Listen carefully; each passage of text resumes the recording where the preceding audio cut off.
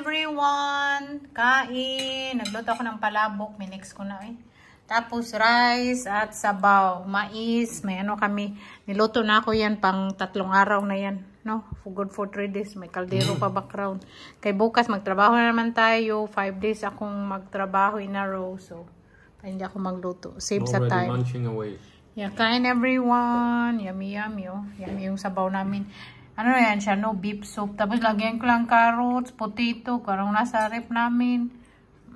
Yan lang, kain. Ito ay palabok yummy. Kain. Kain pumpkin. Kain. Philippine food. Oh, you wear also Philippine t-shirt. I love Philippine food. Kami ni Mr. Oh, yan ang ating suot. Malamig-lamig sa labas. Nagka-long sleeve na.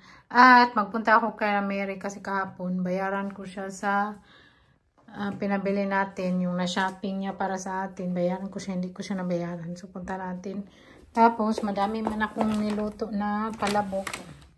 Dala natin siya ng palabok para sana masarapan siya. Kasi para sa akin, hindi ba masarap? Hindi masarap. So, punta tayo. Sama siya. Tara, mag-walking ta. You bring this one, oh. I'll give this for Mary. Walking time. My darling, Berry is putting. You're so spooting.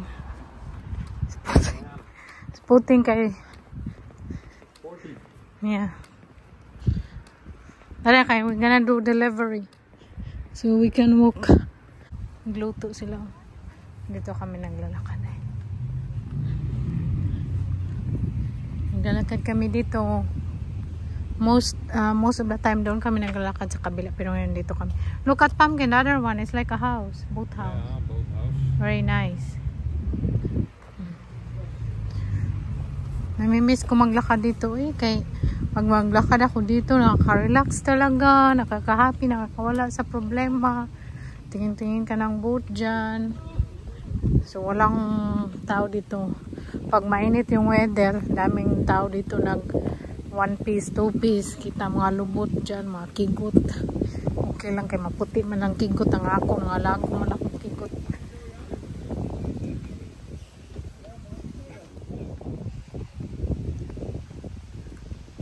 Dito tayo magdaan.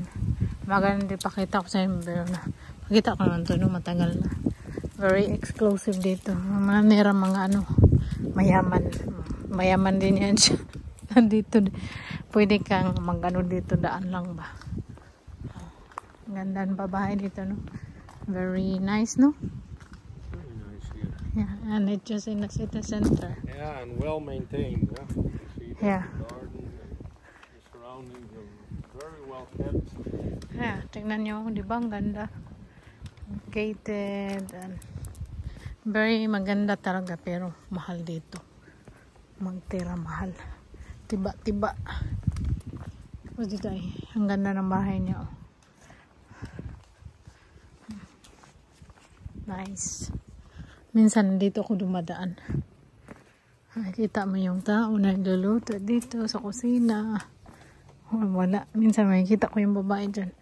Ngayon wala.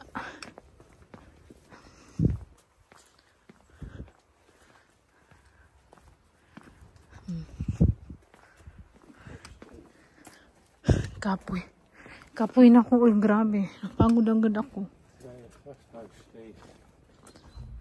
Ang ganda. O, diba dyan? Ang ganda. Yung mga bahay dito, iba yung kulay. Mas maganda. Kaysa yung ano. Ito lang din yung street. This is the street that have nice color, no? The houses. Ito lang din yung street na maganda. Yung iba hindi. Kaya, ano, diba? Yung kulay niya maganda yung paint. Pero yung iba hindi pwedeng, ano, hindi siya pwedeng palitan. Ganito lang siya yung mga kulay. Very boring na kulay. Ganito maganda, oh. Ang tao ay magdakan siyang lubot. Dala-dala niya yung bigay ko kay Mary na palabok.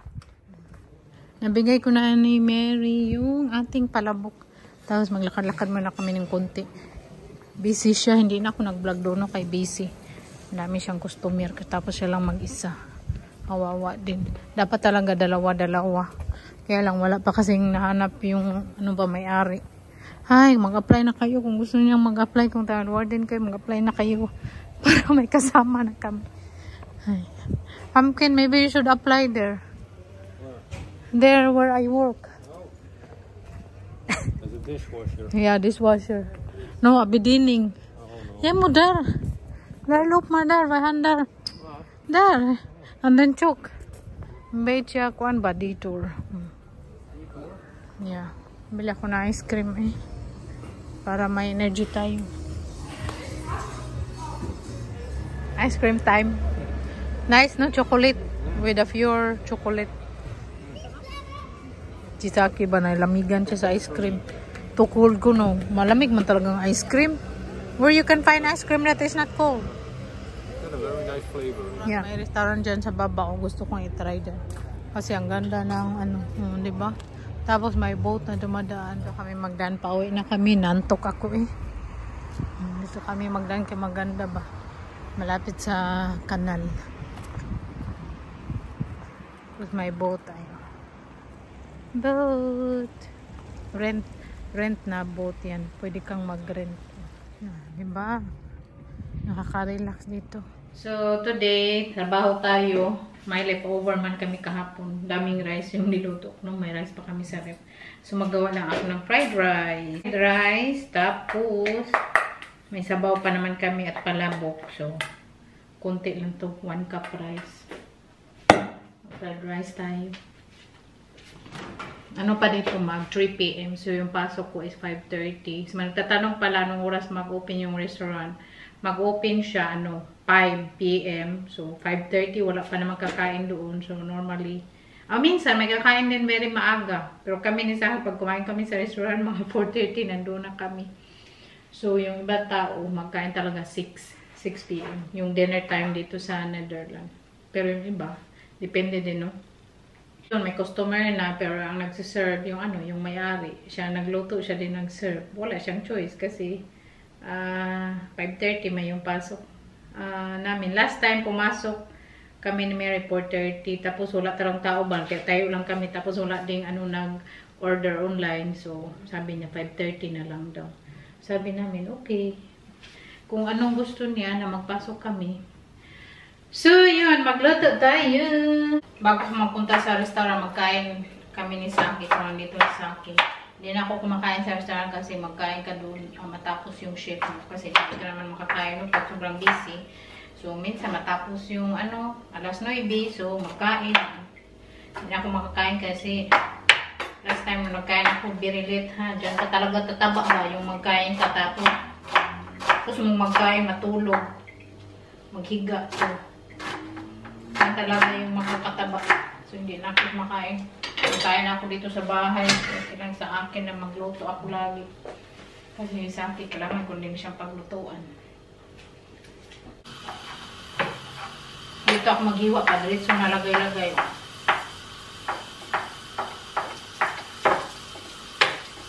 Diba? Ang dali lang naman magluto. Basta pas-pas. Rice natin. Lagyan ko ng spring onion, itlog. Tapos, nalagyan ko siya ng garlic powder. Lagyan ko siya ng sesame oil. Ilagay yung sesame oil. Kunti lang. Tapos, i-mix mo lang. Para yung, di ba yung rice, para siya magpilit. Magpilit ya yung rice. Mag-stick ba? So, para mag-loosen yung rice, dito ko na siya nilagay. Para di ba yung mantika, damlog-damlog. So, mag-loosen yung rice. Basta. Basta, alam nyo yun kung magluluto siya. Matawa naman tayo eh. Asin na ito. Diba yung rice, ang siya na parang hindi na siya very nagdikit-dikit.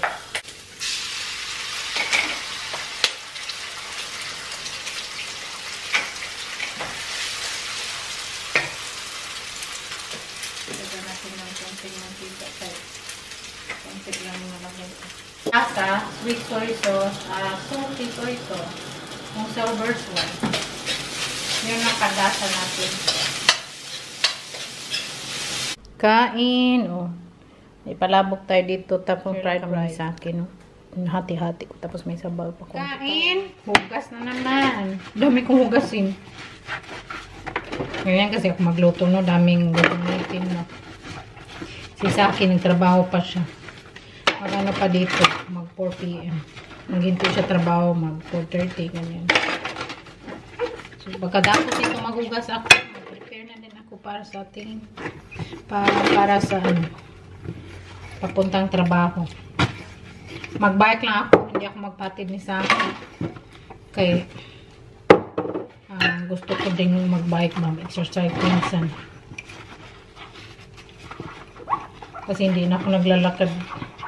Wala na tayong maglakad, kay lakad man lagi doon sa restaurant.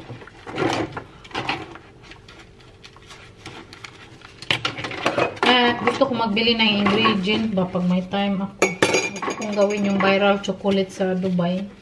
Gusto kong magawa nun. Kaya mahilig man si Saki kumain ng chocolate at ako din. So, dark chocolate yung gamitin natin.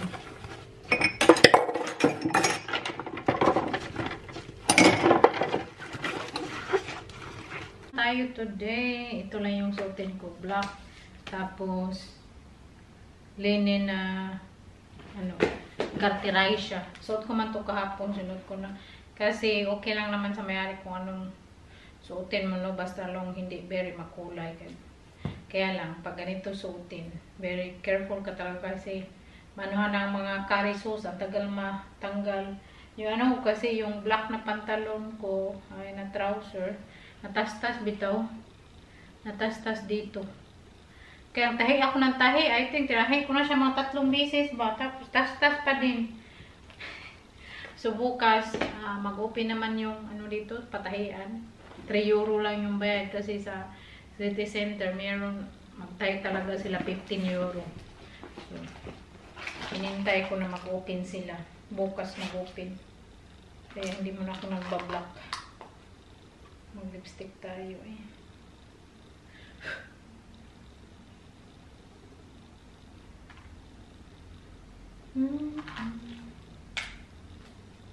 Yung bag ko, yung may lipstick ako, tapos yung powder at white flower.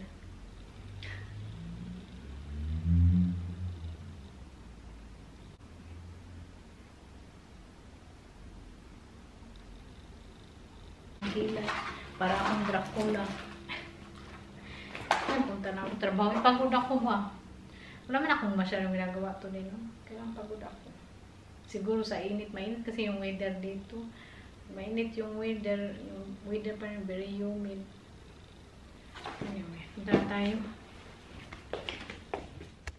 So mag-bike tayo, mainit yung weather. So nagkalo ako. Yung pimple ko, pimple man to, no? Tapos kahit anong pimple, mag-itim yung pimple, mag-bike ako. Kasi sa akin wala na yung bike. Sabi yung sa akin, bike, tapon na niya yan. Yung ano yun, no? Tinamnan ko doon sa labas. Kaya lang kahit anong tanim ko, matutsugi man.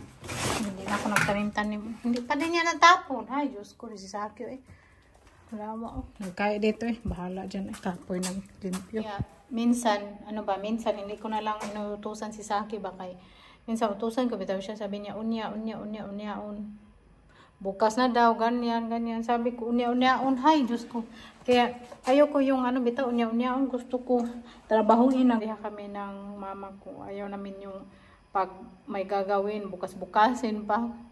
Dapat gawin agad kasi pag ugma-ugmain, mapulan ka, tapos parang kapuyon ka na, tapos malimtan.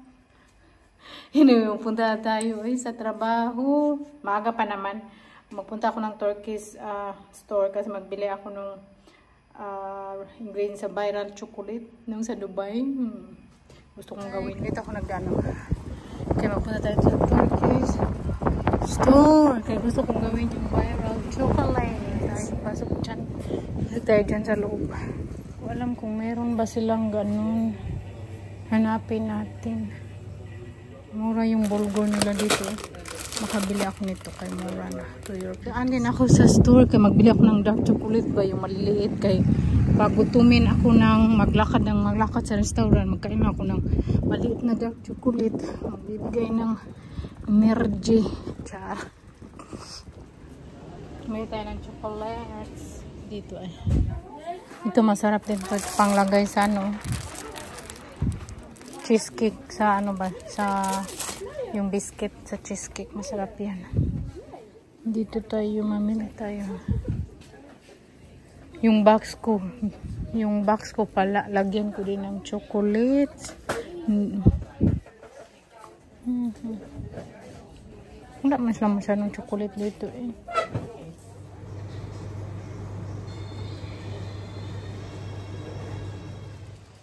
Uwi na tayo, maaga.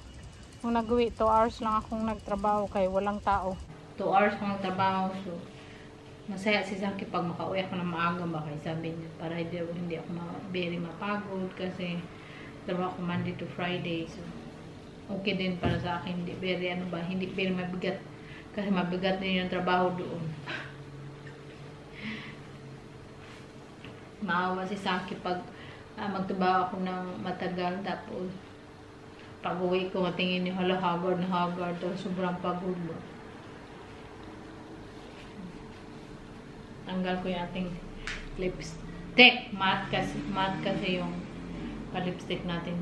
Next time magpunta kami ni Zaki sa Germany. Mamili tayo ng makeup doon. Pa-lipstick kasi mura. Tapos, yun din na lipstick na hiyang ako. Sa iba hindi. Maaga kaming kumain kayo na ngayon. Nagutom man ako. Walang pa ang kakainin. Kumunod kami ng movie. Isa akin naligo siya mamaya. Inom ako ng ating juice. So, kanina sinabi ng may-ari sa akin may nahulog sa hagdanan, di ba? I think napakita ko na yung sa vlog ko na may hagdanan pa para sa baba kasi may taas tapos bababa. Pero wala pa talagang kumain doon sa baba kasi pag may available na table sa taas hindi namin ina-offer doon sa baba kasi yung stairs paikot-ikot kasi ba, ganyan. Tapos, hindi siya very wide na stairs. Maliit lang din. So, may nahulog. Matanda daw. Babae. Kagabi. Hindi ko alam, hindi man nabanggit sa akin ni Mary. So, sinabi na may-ari na hulog. Galit na galit. Siyempre, sino bang hindi magalit nun? Nahulog. Kumain doon. Tapos, nahulog. Kasi yung toilet nandoon kasi sa baba. So, kung mag-ihi ka talaga, magbaba ka talaga. Walang choice. So, nahulog. So, nagalit. Tapos, daming reklamo. So, sinabi ko din yan sa may-ari nung first time. I think, nag-apply pa lang ako. Sinabi ko ba na kung makapagtrabaho ako dito, nakakatakot din. Pababa pa. Taas. Pababa. Mag-akyat ka sa taas kasi magdala ka ng pagkain or drinks. Ganyan. So, nakakatakot din kasi yung stairs niya. So, sabi ko talaga sa may-ari kung lalo na pag ikaw lang mag-isa, hindi pa siya nakikita ng ibang mag-waiter doon. Pero, sa mga delivery, nakikita siya today. Okay na yung delivery niya. So, hindi na very, so, nasolve na yung tao sa delivery. Pero, sa waiter, kagaya sa amin, wala pa siyang kita. Kami lang dalawa na Mary. So, yun, sabi niya, gagawan daw ng bagong hagdanan. Pinakita niya sa akin, drawing niya pa. Sabi niya pa sa akin, ganito, drawing niya. Ano sa tingin mo? Sinabi niya pa sa akin, sa tingin ko, sabi ko, hindi ko alam. Basta yung hagdanan na kanang very easy na hindi pa ikot-ikot. Yung may-ari ng restaurant, nalaglag din siya, isang busy. So, dalawa na yung nalaglag doon. Kaya kanina, nagkuha ako ng mga drinks na refill sa taas ng mga drinks. So, Diyos ko, naghinay talaga ko, bahalang matagalan. Kahit, basta, katakot. Anyway, so, yun lang yung ating chika for today. So, for today, thank you so much for watching. Salamat tayo sa panonood at sa support mo sa akin every single day. Bye!